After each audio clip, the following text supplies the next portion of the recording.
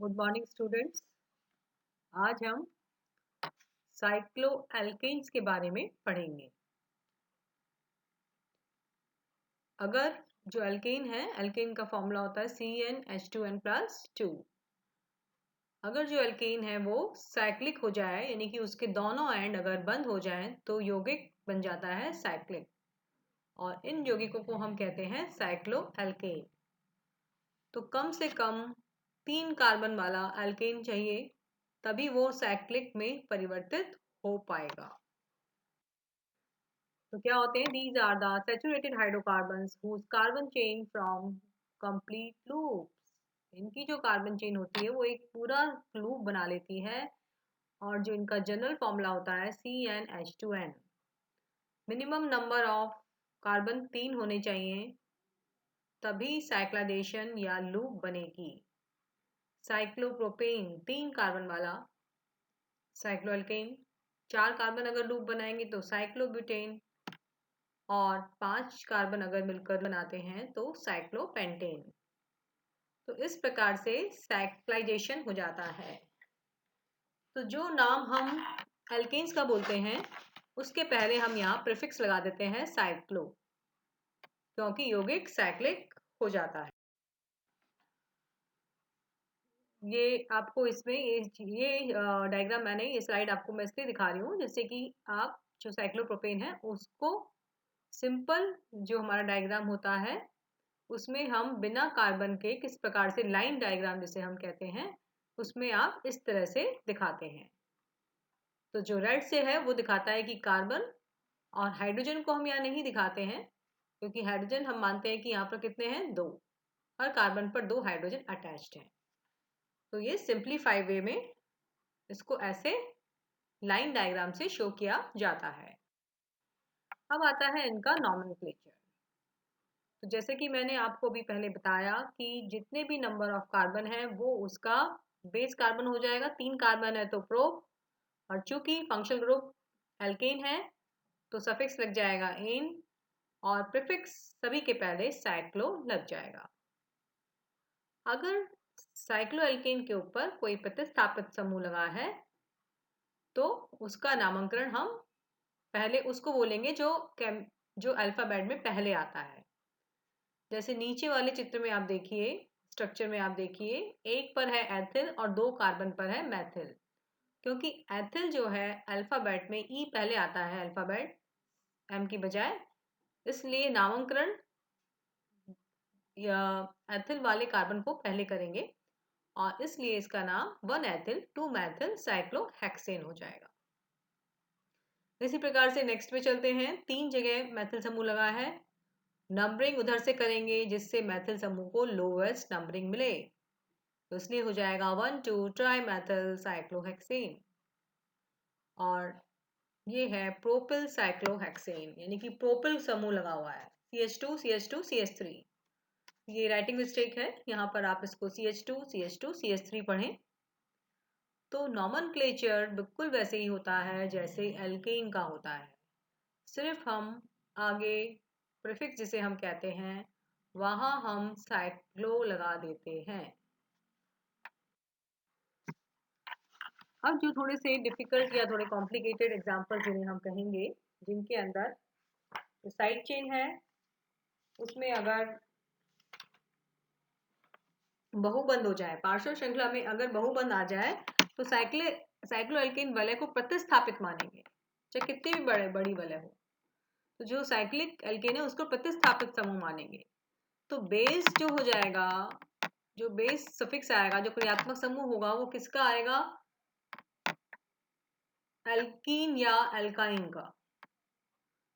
तो जैसे इसमें 3 कार्बन लगे हैं, CH2 double bond CH2 CH2, तो 3 पर जो है प्रोपाइल जो ग्रुप है, प्रोपिल जो ग्रुप है वो प्रतिस्थापित समूह के रूप में लगा हुआ है। तो इसलिए इस यौगिक का नाम हो जाएगा 3 साइक्लो। 3 पर क्या लगा हुआ है? साइक्लो प्रोपिल ग्रुप हो गया वो। यहाँ जो हमारा बेस फंक्शनल ग्रुप है वो एल्केन नहीं है, एल्कीन है। तो 3 साइक्लो प्रोपिल, और एक पर क्या है? एक कार्बन पर डबल बॉन्ड, तो 1 इन 3 cyclo 1ene. See the next example. यहाँ पर भी जो साइक्लोहेक्सेन लगा है वो साइक्लोहेक्सिल हो जाएगा, क्रियात्मक समूह हो जाएगा। तो नंबरिंग आप किधर से करेंगे? जिधर से आप जानते हैं कि जिधर से डबल बॉन्ड को लोएस्ट नंबर मिलता है, नंबरिंग उधर से ही की जाती है। तो 1 2 3 4, 3 पर मैथिल समूह है, 1 पर साइक्लोहेक्साइल, हेक्सेन से क्या हो जाएगा? हेक्सिल। 1 साइक्लोहेक्सिल, 3 मैथिल, ब्यूट, 1 ईन, यानी कि 4 कार्बन वाला पेरेंट है, पेरेंट कार्बन है जिसमें कि 4 कार्बन है और फर्स्ट पर डबल बॉन्ड है। नीचे नेक्स्ट एग्जांपल, साइक्लोहेक्सिल बेंजीन। इस यौगिक में बेंजीन वलय सीधे साइक्लोएल्केन से जुड़ी है, तो उसे हम बेंजीन का ही व्युत्पन्न मानेंगे। तो यहाँ मेन जो हमारा क्रियात्मक समूह है वो बेंजीन, और उस पर साइक्लोहेक्सिल समूह क्रियात्मक समूह के रूप में माना जाएगा। इसी प्रकार से नेक्स्ट है साइक्लोप्रोपिल बेंजीन, यानी कि बेंजीन पर कौन सा प्रतिस्थापित समूह लगा हुआ है? साइक्लोप्रोपिल। तो अगर परीक्षा में इस तरह के ये जो इस वाले स्लाइड में आप देख रहे हैं एग्जाम्पल आते हैं, तो आप नामांकन में ध्यान देंगे, नहीं तो आपका गलत हो जाएगा। और अगर एग्जाम में क्वेश्चन आएगा तो इसी स्लाइड में से आएगा। तो इसे आप ध्यान से समझ लीजिए कि अगर बहुबंध है, डबल या ट्रिपल बॉन्ड है मॉलिक्यूल के अंदर, तो उस स्थिति में साइक्लोएल्केन समूह पैरेंट फंक्शनल ग्रुप नहीं होगा। It will be considered as a substituent. Accordingly, you will give its name. अब हम पढ़ेंगे इनके मेथड ऑफ प्रिपरेशन। 3, 4 और 5 सदस्यीय साइक्लोएल्केन बनाने के जो है नेचर में टर्पीन्स में पाए जाते हैं, और 6 सदस्यीय साइक्लोएल्केन्स यूजुअली पेट्रोलियम से निकाला जाता है, किंतु सिंथेटिकली हम इनके डेरिवेटिव्स लैब में बना सकते हैं। तो सबसे पहला मेथड है फ्रूडेंट्स मेथड। इस विधि में डाई हेलोएल्केन के दोनों सिरों पर हाइड्रोजन परमाणु जुड़ा होता है, और उनको सोडियम और जिंक के साथ क्रिया कराने पर साइक्लोएल्केन प्राप्त होता है। उदाहरण के लिए यह है 1,3 डाइब्रोमो, इसको हम जिंक के साथ हीट करेंगे तो जिंक ब्रोमाइड बाहर निकल जाएगा और साइक्लोप्रोपेन प्राप्त होगा। इसी प्रकार से अगर हम 1,4 डाइब्रोमो ब्यूटेन लेते हैं और सोडियम के साथ अभिक्रिया कराएंगे तो जिंक ब्रोमाइड बाहर निकलकर और आपको मिलेगा साइक्लोब्यूटेन। सेकेंड मेथड है विस्ली-सैनस मेथड। विस्ली-सैनस मेथड, इसमें हम डाई कार्बोक्सिलिक अम्ल का कैल्शियम, थोरियम या बैरियम लवण लेते हैं और उसको शुष्क आसवन कराते हैं। तो एक कम कार्बन वाला पहले हमें क्या होगा, उससे कैल्शियम कार्बोनेट निकलेगा और एक हमें साइक्लिक कीटोन प्राप्त होगा। जब आप कैल्शियम सॉल्ट लेंगे डाई कार्बोक्सिलिक एसिड का और उसको ड्राई ही हीट करेंगे तो उसमें से कैल्शियम कार्बोनेट बाहर निकल जाएगा और एक साइक्लिक कीटोन प्राप्त होगा। उसके बाद इस साइक्लिक कीटोन का हम क्लीमेंस अपचयन करेंगे, यानी कि CO ग्रुप को हमें, ये आपने एल्केन बनाने के मेथड में पढ़ा था कि किस प्रकार से कीटोन्स या कार्बोनिल समूह को हम CH2 में परिवर्तित कर सकते हैं। अर्थात ऑक्सीजन की जगह क्या चाहिए हमें? हाइड्रोजन, अर्थात अपचयन करना पड़ेगा। तो आप जब जिंक मरकरी को HCl के साथ ट्रीट करेंगे तो CO ग्रुप CH2 में बदल जाएगा और आपको मिलेगा साइक्लोपेंटेन।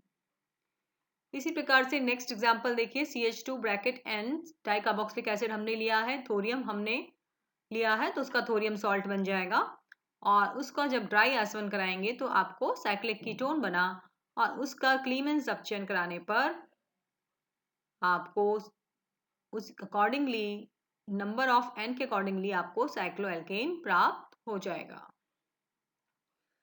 नेक्स्ट मेथड है फ्रॉम एरोमेटिक कंपाउंड्स। बेंजीन और उसके व्युत्पन्न के उत्प्रेरकी हाइड्रोजनीकरण के द्वारा भी हम 6 सदस्यीय साइक्लोएल्केन बना सकते हैं। बेंजीन और फिनॉल को हम जब निकेल के साथ गर्म करते हैं तो साइक्लोहेक्सेन और साइक्लोहेक्सेनॉल में परिवर्तन हो जाता है। तो इस प्रकार से उनका अपचयन कर देंगे तो डबल बॉन्ड से क्या हो जाएगा, सिंगल बॉन्ड, हाइड्रोजन का योग हो जाएगा। नेक्स्ट मेथड है पर्किन मेथड। नेक्स्ट मेथड है पर्किन।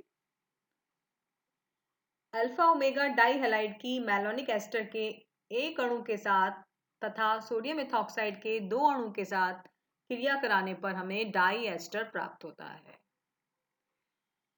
तो हमने लिया है डाइहैलाइड और मैलोनिक एस्टर और सोडियम इथॉक्साइड जो कि एक क्षार का काम करता है। चूंकि आप जानते हैं कि जो मैलोनिक एस्टर है CH2CO C2H5 CO C2H5, इसमें जो सक्रिय मिथाइलिन ग्रुप CH2 के दोनों हाइड्रोजन कैसे होते हैं, एक्टिव हाइड्रोजन। तो जब हम क्षार के साथ अभिक्रिया कराते हैं तो ये हाइड्रोजन अम्लीय हो जाता है और इजीली बाहर निकल जाता है और इस प्रकार से कार्बन आयन बन जाता है। फिर हमने दूसरा अणु लिया सोडियम मेथॉक्साइड का, तो डाई एनायन बन गया। आप देख रहे हैं 2 नेगेटिव चार्ज कार्बन पर लिखे हुए हैं और 2 सोडियम लगे हुए हैं, तो डाई सोडियम डाई एनायन बन जाता है मैलोनिक एस्टर से।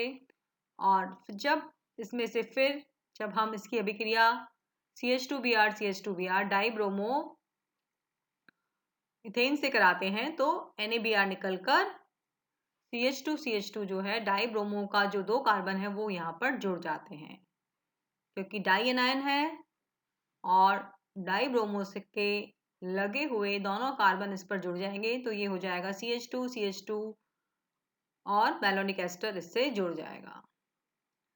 अब क्योंकि हमें बनाना है साइक्लोएल्केन, तो साइक्लिक तो मिल गया हमें, अब हमें इस एस्टर समूह को बाहर निकालना है। तो एस्टर समूह का जब आप क्षारीय अपघटन करते हो तो COR हो जाता है COH में चेंज, अम्लीय और फिर जब हम इसको अम्लीय माध्यम में हीट करते हैं तो कार्बन डाइऑक्साइड निकल जाती है और इस प्रकार से मोनोकार्बोक्सिलिक आपको साइक्लिक यौगिक प्राप्त होता है। इसमें से फिर कार्बन डाइऑक्साइड निकल जाएगी और साइक्लोप्रोपेन प्राप्त होगा। तो इस प्रकार से ये अभिक्रिया पर्किन मेथड्स के द्वारा, पर्किन ने इसकी डिस्कवरी की थी इसलिए पर्किन रिएक्शन कहलाती है। सक्रिय एक्टिव मिथाइलिन ग्रुप में आप पहले एक हाइड्रोजन को हटाएंगे, क्षार के साथ अभिक्रिया करके कार्बन आयन बनेगा, फिर एक और मॉलिक्यूल हम सोडियम मेथॉक्साइड का लेंगे जिससे हमें डाई एनायन प्राप्त होगा और इस डाई एनायन को जब हम डाई ब्रोमो इथेन के साथ अभिक्रिया कराएंगे तो दोनों तो CH2 का योग होकर साइक्लिक यौगिक प्राप्त होगा। तो आज के लिए इतना ही। कल हम साइक्लोएल्केन के बनाने के और मेथड्स पढ़ेंगे। आप ये जो पर्किन मेथड है और फ्रून मेथड है, ये दोनों ही बहुत इम्पोर्टेंट है। आप इसको अच्छे से पढ़ के आइए क्योंकि कल हम पढ़ेंगे डिकमांस मेथड, क्योंकि मैलोनिक एस्टर का जो स्ट्रक्चर है वो किस तरह से मैलोनिक एस्टर से हम या एसिटोएस्टिक एस्टर से बहुत सारे ऑर्गेनिक सिंथेसिस कर सकते हैं, बहुत सारे ऑर्गेनिक मॉलिक्यूल्स का निर्माण कर सकते हैं। तो आप बुक में से मैलोनिक एस्टर का स्ट्रक्चर और उससे किस प्रकार से क्षार से क्रिया कराते हैं तो किस प्रकार से कार्बन आयन बनता है उसकी प्रैक्टिस और उसको समझिए। कल हम उसको फिर वापस से रिवाइज करेंगे। तो आज के लिए इतना ही। Thank you students.